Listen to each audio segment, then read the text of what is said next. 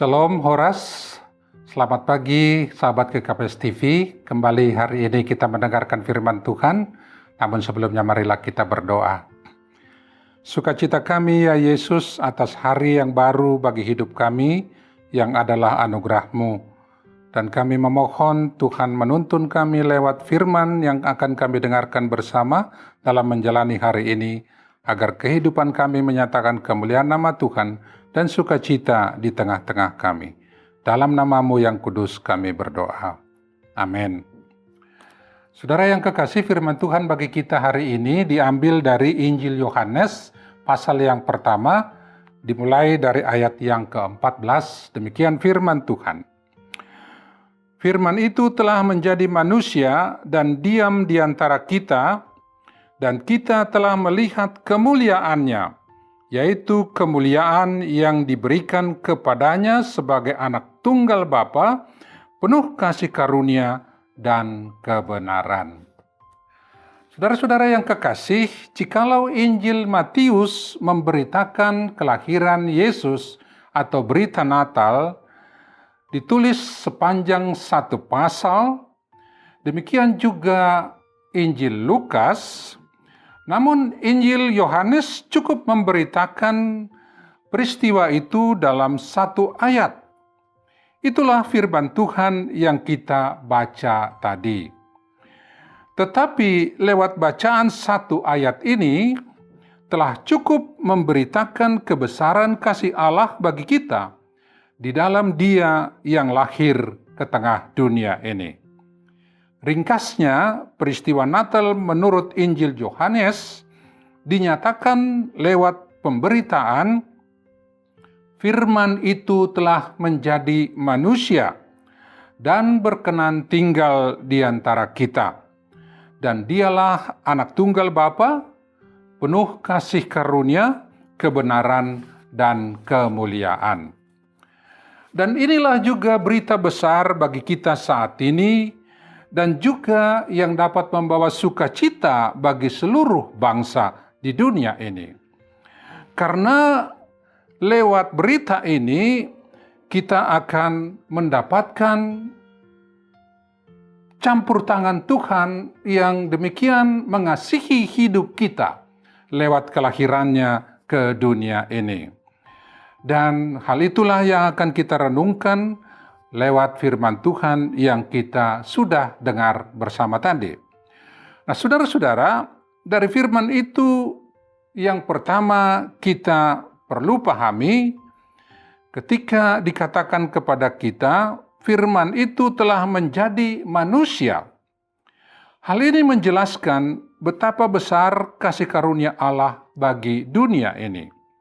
Dia yang datang dalam rupa Allah, tidak menganggap kesetaraan dengan Allah itu sebagai milik yang harus dipertahankan, tetapi berkenan menjadi sama dengan manusia, agar di dalam Dia yang datang itu, hidup manusia yang tadinya berada dalam kegelapan dan kebinasaan, beralih mendapatkan terang dan kehidupan. Sebab di dalam Dia ada hidup, dan terang itu adalah terang manusia. Dan itulah kepenuhan kasih karunia Tuhan bagi kita. Yang kedua, saudara, firman Tuhan yang mengatakan diam di antara kita. Firman ini menjelaskan kebenaran Allah yang bekerja dan hadir di dalam kehidupan kita, yaitu Allah yang Immanuel. Allah yang Immanuel berarti Allah yang tidak membiarkan kita berjalan sendiri dalam kehidupan ini. Allah yang mendampingi kita dalam setiap langkah hidup kita, dan bahkan Allah yang mengerti dan ikut menderita dalam penderitaan kita, tetapi sekaligus Allah yang memberi kekuatan kepada kita dalam menjalaninya. Itulah Allah yang Immanuel. Selanjutnya, kemuliaan Allah di dalam Dia yang datang dinyatakan kepada kita lewat merendahkan dirinya.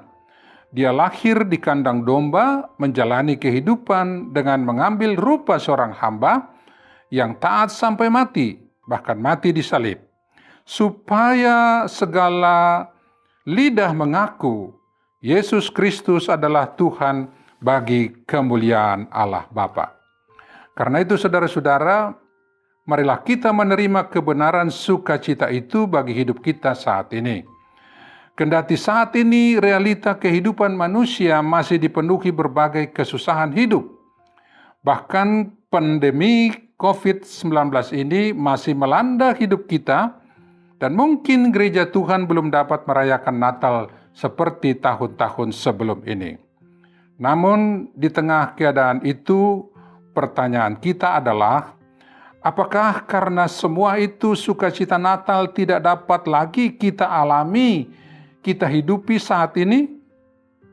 Saudara-saudara, sukacita Natal tidak ditentukan oleh keadaan kita, seburuk apapun keadaan kita. Sebab sukacita Natal bukan datang dan ditentukan oleh dunia ini.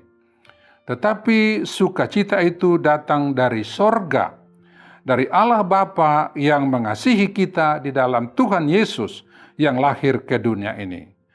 Karena demikianlah firman Tuhan yang juga diberitakan dalam Yohanes 3 ayat 16. Di sana dikatakan, karena begitu besar kasih Allah akan dunia ini, sehingga ia telah mengaruniakan anaknya yang tunggal, supaya setiap orang yang percaya kepadanya tidak binasa, melainkan beroleh hidup yang kekal.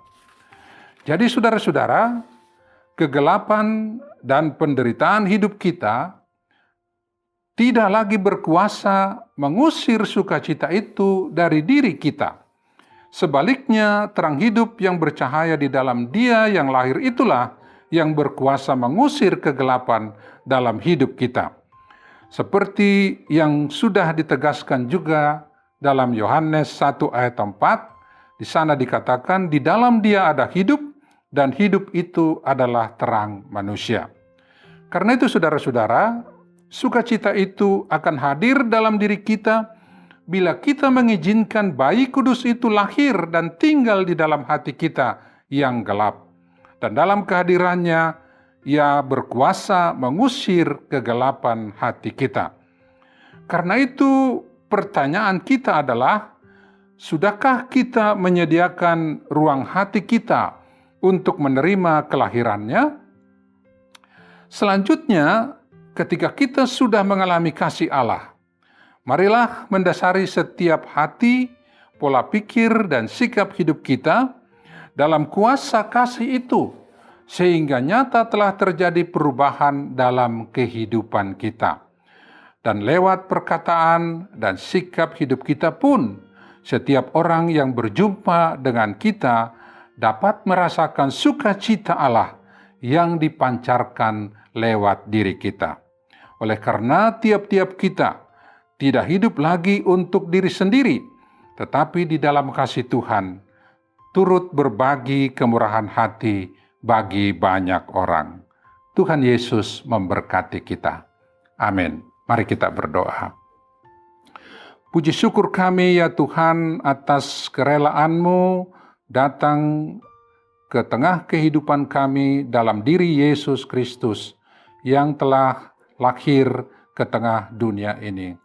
Kami percaya di dalam diri anak tunggal Bapa yang lahir ke tengah dunia ini, membawa keselamatan bagi kehidupan kami. Karena itu tolonglah kami menjalani hidup kami di dalam mengerjakan keselamatan yang Engkau anugerahkan bagi setiap orang yang percaya kepadamu. Dalam namamu ya Yesus, kami sudah berdoa dan mengucap syukur. Amin.